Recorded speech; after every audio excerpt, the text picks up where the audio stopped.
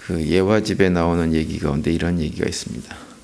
아주 비좁은 감옥에 죄수가 2명이 이렇게 갇혀 있었습니다. 그런데 이제 그 감옥 안에 이렇게 사람 눈높이보다 조금 높은 위치에 자그마한 창문 하나가 이렇게 있었는데요. 이제 그래서 그 2 죄수가 늘 그 창문을 이렇게 보면서 많은 시간을 보냈습니다. 그런데 같은 방에서 같은 그 창문을 이렇게 통해서 세상을 이렇게 봤지만 2 죄수가 본 것은 완전히 달랐습니다. 한 명은 자신들의 엄연한 현실을 깨우쳐주는 그 창문 중간에 박혀 있는 차가운 쇠 창살이었습니다. 그것을 보면서 날마다 이제 비탄에 젖어 살고 그 비탄이 분통으로 이렇게 변하면서 점점 좀 삶이 절망스러워졌어요. 근데 또 한 명이 봤던 것은 완전히 다른 것을 봤습니다. 또 다른 죄수는 쇠창살 너머에 있는 하늘과 또 해와 달과 별들 그리고 꽃과 나무 이런 것들을 이렇게 바라봤어요. 그래서 그걸 보면서 내가 언젠가 자유의 몸이 되었을 때 이렇게 새로운 생활을 해야지 라는 생각을 하면서 감옥에서 생활했습니다. 같은 감옥에 있으면서 똑같은 창문을 바라봤지만 2 사람이 바라본 것은 완전히 달랐던 거죠. 한 사람은 쇠창살을 바라보면서 늘 절망하고 좌절하고 자신의 신체를 한탄하면서 보냈는데 한 사람은 그 너머에 있는 아름다운 것들, 꽃과 나무와 별들과 해와 달과 하늘과 이런 것들을 보면서 희망을 품었다고 하는 거예요. 똑같은 상황이었지만 상황을 어떻게 바라보느냐에 따라서 많은 것들이 달라진다고 하는 것을 우리한테 얘기해 주는 예화라고 할 수가 있습니다. 이 얘기처럼 어떤 관점의 차이, 우리가 뭘 어떻게 보느냐의 차이가 인생을 완전히 다른 결과로 만들어주는 경우가 참 많이 있습니다. 사람들은 누구나 이 세상을 살면서 세상 살아가는 것이 참 힘들다, 어렵다라고 하는 얘기들을 많이 합니다. 최근에는 또 그런 얘기들이 더 많이 있습니다. 그런데 정작 우리가 이 세상을 살아가면서 세상을 더 무겁게 만들고 어렵게 만드는 것은 단순하게 우리의 현실만이 아니라 그 현실을 더욱더 무겁고 어렵게 바라보는 우리들의 태도가 우리들의 삶을 훨씬 더 힘들게 만듭니다. 어려움이라고 하는 것은 항상 존재하죠. 그런데 그 똑같은 어려움을 바라보면서도 그 어려운 환경들을 어떻게 바라보느냐에 따라서 사람들의 삶의 모습은 완전히 달라지는 것을 참 많이 볼 수가 있어요. 오늘 우리가 읽은 열왕기하 5장에 보면 우리에게 아주 익숙한 얘기가 나오는데요. 그 아람 군대의 장관이었던 나아만 장군이라는 사람이 문둥병에 걸렸던 얘기가 나옵니다. 나아만 장군이 문둥병에 걸려가지고 여러 가지 방법을 통해서 그 병을 나아보려고 노력을 했지만 고칠 수가 없었죠. 그런데 그런 상황에서 이스라엘에서 아람으로 포로로 잡혀온 전쟁 중 포로로 잡혀온 계집 중 하나가 이스라엘에 엘리사가 있다는 얘기를 해주었고 나아만 장군이 엘리사가 있다는 얘기를 듣고 그게 가가지고 결국은 문둥병으로부터 고침을 받았다는 얘기가 이 열왕기하 5장에 쭉 언급이 되어져 있습니다. 그 가운데 오늘 우리가 읽은 본문은 이제 7절까지 내용인데요. 7절까지 내용에서 특별히 우리가 주목해서 좀 묵상해야 될 내용은 바로 이 오늘 본문에 나오는 어린 소녀에 관한 얘기입니다. 사실 고대 사회에서 전쟁 포로로 잡혀가면 사실 그곳에서 온전하게 사람 대접을 받지 못하는 그런 존재였어요. 일단 포로로 잡혀가면 그의 인생은 끝났다고 봐도 과언이 아닌 상황이었죠. 오늘 본문에 나오는 소녀도 마찬가지 상황이었을 것입니다. 그런데 이 소녀는 자신의 그런 삶의 자리를 단순하게 절망과 좌절의 자리로만 보지 않았던 것 같아요. 자신의 삶을 보면서 부정적이고 현실에 짓눌려가지고 소극적인 삶을 살지를 않았습니다. 오히려 더 긍정적이고 적극적인 태도를 가지고 살았던 것으로 보여요. 왜 그러냐면 자기 주인이 문둥병에 걸려서 치료를 하지 못하고 있을 때 그 치료의 길을 이 소녀가 소개해 주는 걸 보면 알 수가 있습니다. 만약에 이 소녀가 그냥 좌절하고 절망하고 자신의 삶을 한탄하고 이렇게 살아왔다고 한다면 포로로 잡혀와가지고 그렇게 고생하면서 살아갈 때 자신을 포로로 잡아와서 이렇게 종살이를 하게 만드는 자기 주인에 대해서 별로 아무런 관심도 가지지 않았을 거예요. 그가 병이 들었든지 말든지 어떻게든지 상관하지 않았을 거예요. 그런데 이 소녀는 그런 태도를 보이지 않습니다. 자기 주인에게 적극적으로 사마리아에 있는 엘리사 선지자를 소개하고 그곳에 가면 반드시 치료받을 수 있을 것입니다라고 권하는 태도를 보이는 걸 통해서 이 소녀가 종살이 노예살이와 같은 그런 삶을 살고 있지만 절망하지 않았다고 하는 것을 우리에게 보여줍니다. 그래서 오늘 보면 2절과 3절에 보시면 전에 아람 사람이 떼를 지어 나가서 이스라엘 땅에서 어린 소녀 하나를 사로잡으며 그가 나아만의 아내에게 수정들더니 그의 여주인에게 이르되 우리 주인이 사마리아에 계신 선지자 앞에 계셨으면 좋겠나이다. 그가 그 나병을 고치리이다 하는지라 이렇게 말씀하고 있죠. 사마리아에 있는 선지자에게 가면 반드시 우리 주인이 고침을 받을 것이라고 확신을 하고 있는 거예요. 그래서 이런 이 소녀의 모습은 우리에게 뭘 얘기해 주냐면 현실 때문에 현실에 짓눌려 가지고 부정적이고 소극적인 생각에 잡혀 있는 사람들에게 우리의 인생을 변화시켜 주는 그 능력이라고 하는 것은 현실 그 자체에 있지 않다고 하는 것. 그 우리의 삶을 변화시켜 주는 것이 궁극적으로 어디서부터 오는지를 우리에게 잘 보여주는 것이라고 할 수가 있어요.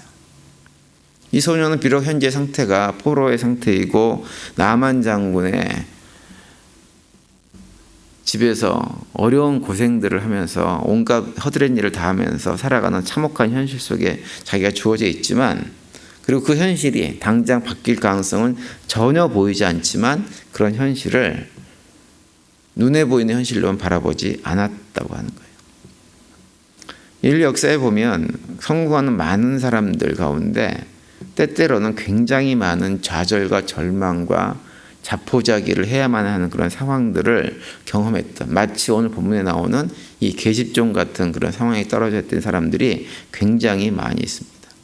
내일은 보이지 않고 이제 모든 것이 끝났다고 생각해야 될 만큼 그런 상황에 처해 있었던 삶의 자리에서 완전히 새로운 길로 걸어갔던 사람들이 많이 있죠. 그 중에서 우리가 알고 있는 대표적인 사람 가운데 한 명이 누구냐면 발명왕으로 알려진 에디슨이라고 하는 사람입니다. 에디슨이라고 하는 사람이 그 전지를 개발할 때 실패를 몇 번을 했냐면 무려 25,000번을 했다고 알려져 있어요. 말이 25,000번이지 사실은 보통 사람 같으면 한 1,000번만 실패해도 아유 안 되겠다. 이건 아니구나. 불가능한가 보다 라고 해서 자포자기했을 거예요. 어떤 기자가 에디슨에게 물었다고 합니다. 그 전구 만드는 걸 성공한 다음에 왜 그렇게 많은 실패를 했느냐고, 그런 실패가 당신에게 주는 의미는 무엇이냐고 물었다고 해요. 그러자 그 질문을 받고 다음과 같이 얘기를 했습니다. 나는 전지를 만드는 방법은 한 가지밖에 모르지만 그것이 되지 않는 이유는 무려 25,000가지나 알게 된 것이 그 실패의 결과입니다. 이렇게 얘기를 했다고 하는 거예요. 실패든 성공이든 어떤 관점에서 그 문제를 바라보느냐에 따라서 그 삶을 완전히 달라질 수 있습니다. 우리는 이따금 현실을 바라보면서 안 된다, 끝났다 라고 하는 생각에 사로잡힐 때가 있습니다. 그런데 잊지 말아야 될 것은 무엇이냐면 그것은 우리의 판단에 불과한 것이지 우리의 주인 되시고 우리 아버지 되신 하나님은 그렇게 판단하지 않으신다고 하는 거예요. 하나님이 우리 삶에 개입하시고 하나님이 우리 삶에 역사하시면 불가능한 것도 가능하게 하시고 반대로 가능한 것도 불가능하게 얼마든지 만들 수가 있는 분입니다.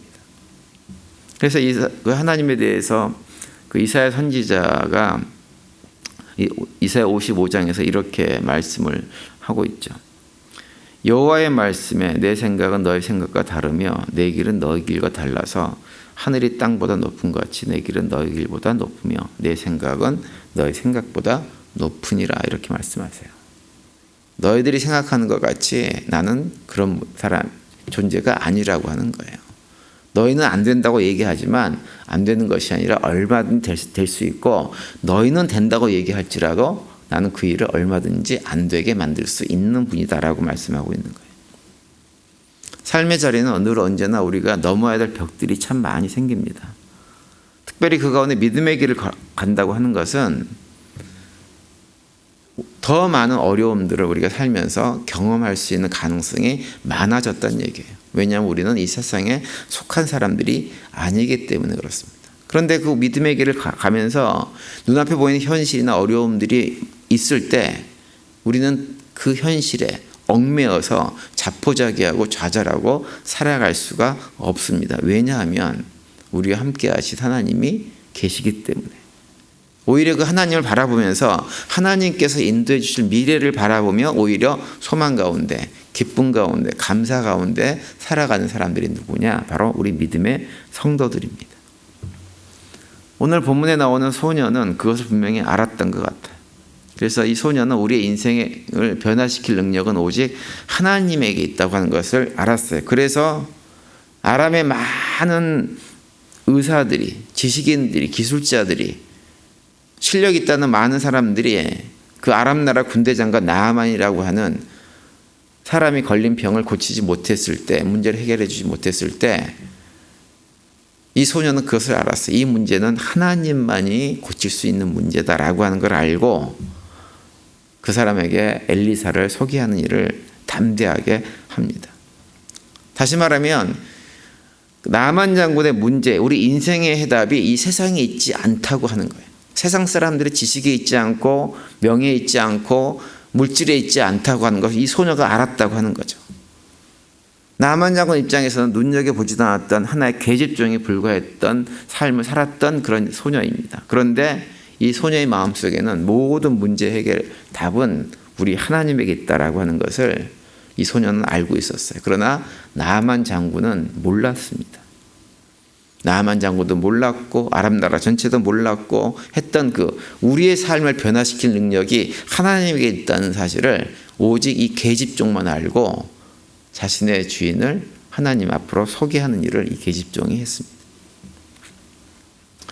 우리가 살아가면서 우리가 가진 명예로, 물질로, 지식으로 해결할 수 없는 문제는 누구에게 해결 답이 있냐면 우리 하나님에게 있어요.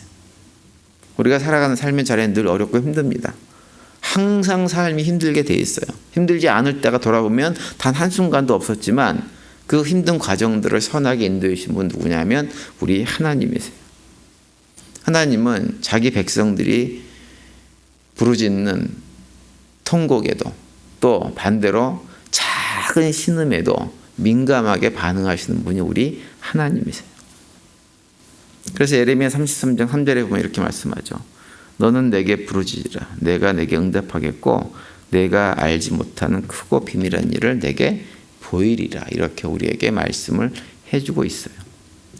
삶이 힘들고 고난이 있고 시험이 있을 때일수록 우리는 그런 환경들을 바라보지 말고 우리의 그런 환경 가운데 여전히 우리와 함께 계신 하나님을 바라보면서 오히려 기쁨으로 감사함으로 그런 어려움들을 이겨나갈 수 있는 우리 모두가 될 수 있게 되기를 간절히 바랍니다. 오늘도 그런 고백 가운데 승리의 삶 살아내시고 그 가운데 또 주님께 주시는 참된 평강들을 누리며 살아가는 복된 하루가 되시기를 간절히 축원드립니다.